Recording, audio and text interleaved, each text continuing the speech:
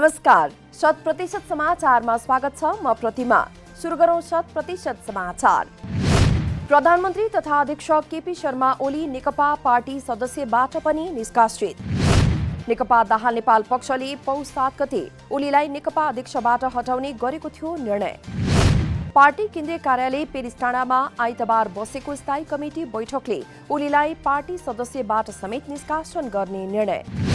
Party हित विपरीतको काम गरेको तथा प्रतिनिधि सभा विघटन गरेकाले ओलीलाई अनुशासनको कारबाही गरिएको नेपाल दाहाल पक्षद्वारा जानकारी। यसअघि नेपाल दाहाल पक्षले पार्टी महासचिव विष्णु पौडेललाई समेत गरेको थियो कारबाही। प्रतिनिधि सभा विघटनको विरोध गर्नेहरू देश विरोधी तत्व भएको प्रधानमन्त्री केपी शर्मा ओलीको आरोप। आइतबार राजधानीमा अपाङ्गता भएका व्यक्तिहरूसँगको साक्षात्कारमा जनतामा जान्छु भन्ने विषय कुनै तानाशाहको भनाइ जस्तो नभएको प्रधानमन्त्री ओलीको तर्क।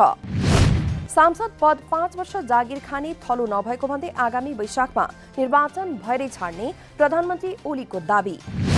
नेपाल दाहाल पक्षका नेताहरूप्रति कटाक्ष गर्दै उनीहरू मानसिक रोगले ग्रस्त भएको प्रधानमन्त्री ओलीको टिप्पणी। आफूले चालेको कदम र अरूले गरेको कामको मूल्याङ्कन जनताले गरून् भन्न पनि संसद विघटन गरेको प्रधानमन्त्री ओलीको दाबी।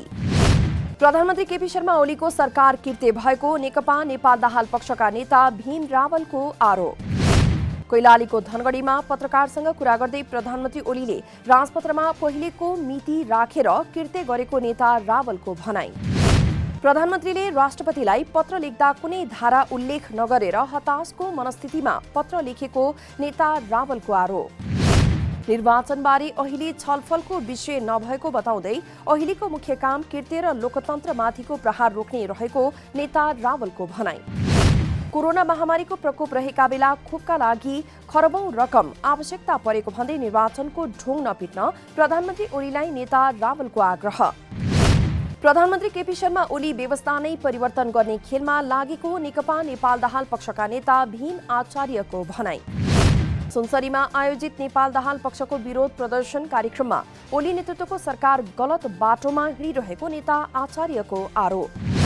पार्टीले जनताको पक्षमा काम गर्न सचेत गराउँदा समेत असहयोग भयो भनेर गलत प्रचार गरिएको नेता आचार्यको दाबी। प्रधानमन्त्री ओलीको गलत कदमको विरुद्धमा बाध्य भएर आन्दोलनमा उत्रनु परेको नेता आचार्यको भनाई। प्रतिनिधि सभा पुनर्स्थापना भए पनि सत्तारूढ नेकपाको कारण समस्या समाधान नहुने जसपा नेपालका अध्यक्ष महन्त ठाकुरको भनाई। नेकपा कानूनी रूपमा विभाजित नभएकाले सत्ता नेकपाकै हातमा जाने र यसले समस्याको समाधान नगर्ने अध्यक्ष ठाकुरको तर्क। संघीयता, गणतन्त्र, समावेशिता जस्ता मुद्दाहरूलाई जोगाउनु अहिलेको आवश्यकता रहेको जसपाकै अर्का अध्यक्ष उपेन्द्र यादवको भनाई। संविधान र शासन पटक पटक बदलिए पनि विचार र व्यवहार नबदलिएको कारण त्यसमा प्रतिगमन हुने गरेको वरिष्ठ नेता राजेन्द्र महतोको धारणा। सरकारले आगामी वैशाख 17 र 27 गते प्रतिनिधि सभाको निर्वाचनको मिति घोषणा गरेसँगै 40% कार्य सम्पन्न भएको निर्वाचन आयोगद्वारा जानकारी। 1 महिनाको अवधिमा निर्वाचन सम्बन्धी 40% कार्य सम्पन्न गरेको आयोगद्वारा जानकारी। प्रधानमन्त्री केपी शर्मा ओलीको सिफारिसमा राष्ट्रपति विद्यादेवी भण्डारीले पौष 5 गते विघटन गर्नुभएको थियो प्रतिनिधि सभा। प्रतिनिधि सभा विघटन भएसँगै आगामी 2078 साल वैशाख 17 र 27 गते 2 चरणमा निर्वाचनको मिति घोषणा गरेसँगै आयोगले थालेको छ तयारी। 1 महिनाको अवधिमा मतदाता अध्यावधिक, निर्वाचन क्षेत्र, मतदान केन्द्रको अध्यावधिक लगायतका 40% कार्य सम्पन्न गरेको आयोगद्वारा जानकारी। निर्वाचन आचार संहिता, दल सम्बन्धी आचार संहिता, आवश्यक जनशक्ति र बजेट बाँडफाँडको कार्य पनि अन्तिम चरणमा रहेको आयोगका प्रवक्ता राजकुमार श्रेष्ठको भनाई। गत प्रतिनिधि सभा निर्वाचनमा करिब 8 अर्ब रुपैयाँ बराबर खर्च भए पनि यस वर्ष विगतमा भन्दा केही बढी नै खर्च हुने आयोगको अनुमान। केही दिनमै प्रतिनिधि सभा निर्वाचन सम्बन्धी बजेट तयार गरी सरकारसँग माग गर्ने आयोगको तयारी। निर्वाचन तयारीका साथै राजनीतिक दलहरूसँग चरणबद्ध बहस र छलफल पनि अगाडि बढाइरहेको आयोगद्वारा जानकारी। निर्वाचन आयोगले विगतका नजिर हेरेर नेकपा भित्रको विवाद चाँडै समाधान गर्नुपर्ने पूर्व प्रमुख निर्वाचन आयुक्त डाक्टर अयोधी प्रसाद यादवको भनाई। आयोगले अदालतको निर्णय पनि पर्खनुपर्ने र निर्वाचन हुन्छ कि हुँदैन भन्ने बारे अन्यल भएको समेत यादवको भनाई। नेपालमा संकटको अवस्थामा पनि दलहरूबीच समन्वय, सहयोग र सहकार्य गरेर समयमै निर्वाचन सम्पन्न गर्न सघाएको इतिहास रहेको यादवको जिकिर। रोल्पाको कोटगाउँमा राष्ट्रिय दलित संग्रहालय निर्माण हुने। संग्रहालयमा दलित समुदायसँग सम्बन्धित रीतिथितिको झल्को दिने सामग्रीहरू राखिने। पूर्व मन्त्री तथा नेकपा नेपाल दाहाल पक्षका नेता वर्षमान पुनद्वारा संग्रहालय भवनको शिलान्यास। संग्रहालयसँगै दलित समुदायले गर्दै आएको विभिन्न सिप क्षमतालाई लिएर उद्यमलाई पनि जोड्नुपर्ने नेता पुनको भनाई। स्थानीय ऐतिहासिकतालाई हेरी नमूना संग्रहालय निर्माण गरिने राष्ट्रिय दलित संग्रहालय सञ्चालक समितिद्वारा जानकारी। संग्रहालय निर्माणपछि लोपोन्मुख दलित समुदायको सिप कला व्यावसायिक हुने र दलित युवा पुस्ता तथा गैर दलितमा समेत सिप हस्तान्तरण हुने स्थानीयको बुझाइ। संग्रहालय निर्माणका लागि रोल्पाबाट निर्वाचित सांसद वर्षमान पुनको संसद पूर्वाधार विकास कोषबाट 12 लाख विनियोजन। पछिल्लो 24 घण्टामा 270 जनामा कोरोना संक्रमणको पुष्टि। यो सँगै नेपालमा कुल कोरोना संक्रमितको संख्या 2,69,450 पुगेको स्वास्थ्य मन्त्रालयको तथ्याङ्क। पछिल्लो 24 घण्टामा नेपालमा कोरोना भाइरसका कारण 7 जनाको मृत्यु भएसँगै नेपालमा कोरोनाबाट मृत्यु हुनेको कुल संख्या 2001 पुगेको मन्त्रालयद्वारा जानकारी। पछिल्लो 24 घण्टामा 403 जना संक्रमण मुक्त भएसँगै संक्रमण मुक्त हुनेको संख्या 2,64,137 पुगेको मन्त्रालयको तथ्याङ्क। हाल नेपालमा सक्रिय संक्रमितको संख्या 3,312 रहेको मन्त्रालयद्वारा जानकारी। कोरोना भाइरस संक्रमणबाट विदेशमा थप 9 जना नेपालीको मृत्यु। यो साता युकेमा 4 जना, कुवेतमा 3 जना, पोर्चुगलमा 1 जना र मलेसियामा 1 जनाको निधन भएको गैरआवासी नेपाली संघ NRNA-द्वारा जानकारी। यो सँगै विदेशमा कोरोना भाइरसबाट मृत्यु हुने नेपालीको संख्या 327 पुगेको संघ अन्तर्गतको स्वास्थ्य समितिको तथ्याङ्क। विभिन्न 50 देशमा रहेका 56,026 जना नेपालीमा कोरोना संक्रमण देखिएको समितिका संयोजक सञ्जीव सापकोटाद्वारा जानकारी। तीमध्ये 53,432 जना कोरोना मुक्त भएको समितिको तथ्याङ्क। कपिलवस्तुका विभिन्न अस्पतालहरूमा चिसोका कारण बिरामीहरूको संख्या बढ्दै। अस्पतालमा संक्रमणका कारण उपचार गराउन आउने बिरामीहरूको भिड। दैनिक उपचार गराउन आउने अधिकांश महिला, बालबालिका, वृद्धवृद्धा रहेको अस्पतालद्वारा जानकारी।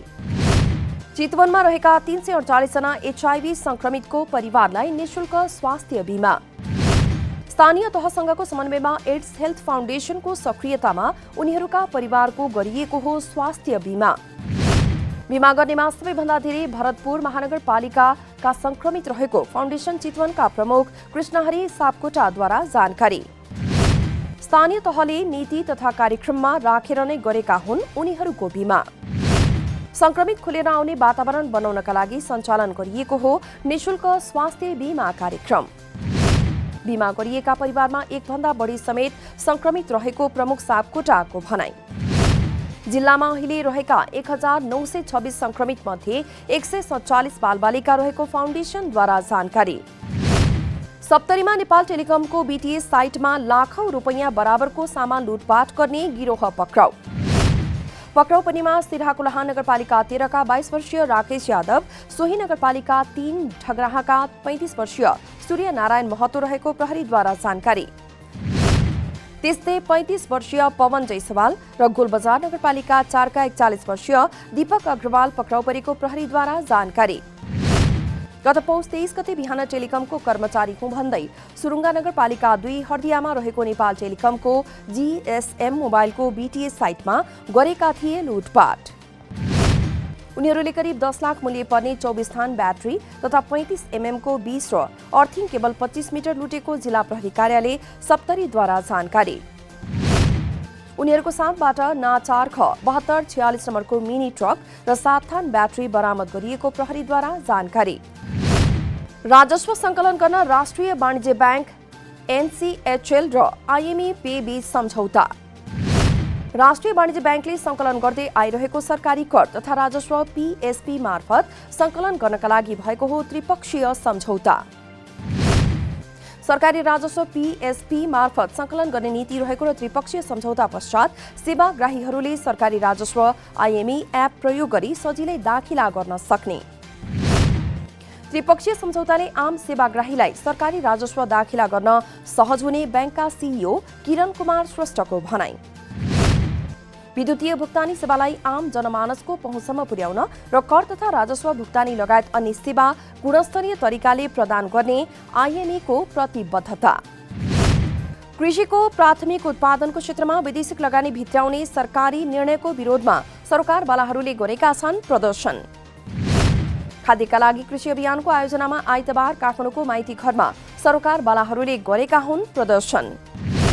कृषिको प्राथमिक क्षेत्रमा वैदेशिक लगानी खुल्ला गर्ने निर्णयबाट सरकार तत्काल पछाडि हट्नुपर्ने कृषि अभियानका संयोजक उद्धव अधिकारीको भनाई।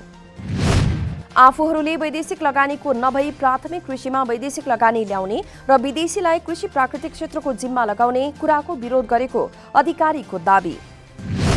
नेपालको कृषिलाई आत्मनिर्भर दिगो र पर्यावरण मैत्री खेतीपातीको दीर्घकालीन दृष्टिकोण बनाउन पहल गर्न सरकारसँग सरकारवालाहरूको आग्रह। रसियाका विपक्षी नेता एलेक्सी नाभल्नीको पक्राउको विरोधमा सहभागी हजारौं समर्थक प्रहरीको नियन्त्रणमा। रसियाका विभिन्न शहरमा भएको प्रदर्शनमा उत्रिएका करिब 3000 प्रदर्शनकारी प्रहरीको नियन्त्रणमा। राष्ट्रपति भ्लादिमिर पुटिनको विरोधमा भएको यो अहिलेसम्मकै ठूलो प्रदर्शन भएको अन्तर्राष्ट्रिय समाचारमा उल्लेख। प्रदर्शनअघि प्रहरीले मानिसहरूलाई घरभित्रै बस्न दिएको थियो चेतावनी। नाभल्नीका नजिकका सहयोगीहरूलाई प्रदर्शनअघि नै गरिएको थियो पक्राउ। गत आइतबार उपचारपछि जर्मनीबाट स्वदेश फर्केका नाभल्नीलाई विमानस्थलमा पक्राउ गरेपछि समर्थकहरूले सामाजिक सञ्जाल मार्फत गरेका थिए प्रदर्शनको आह्वान।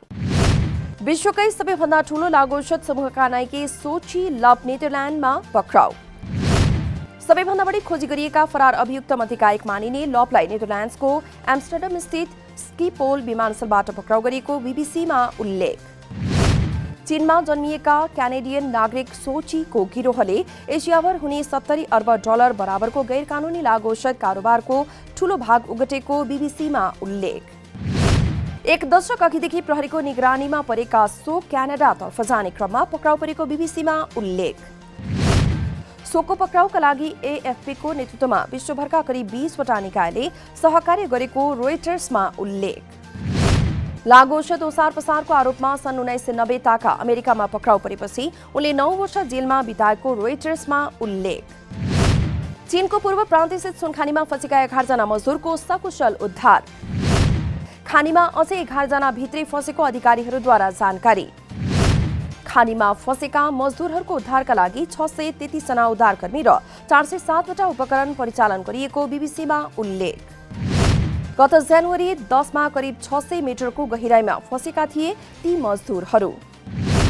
खानीमा फँसेका 9 जनाको अवस्था गम्भीर रहेको उद्धारकर्ताहरूको भनाई। 2 अघि सुनखानीमा कार्बन मोनोक्साइड लिक हुँदा भएको थियो विस्फोट। राष्ट्रिय महिला लीग फुटबलमा विभागीय टिम त्रिभुवन आर्मी क्लबको शानदार जीत। सातो बाटो स्थित इन्फा कम्प्लेक्समा भएको खेलमा आर्मीद्वारा वालिङ नगरपालिका 7-0 गोल अन्तरले पराजित। आर्मीको जितमा विमला चौधरीले गरेकी थिइन् ह्याट्रिक। स्थितिपा राई, शर्मिला थापा, भुजुङ्गा राई र हिमा चौधरीले थपे 1-1 गोल। जितसँगै आर्मीले जोडेको छ 2 खेलबाट 4 अङ्क। 100% समाचार अहिलेलाई यति नै। नमस्कार।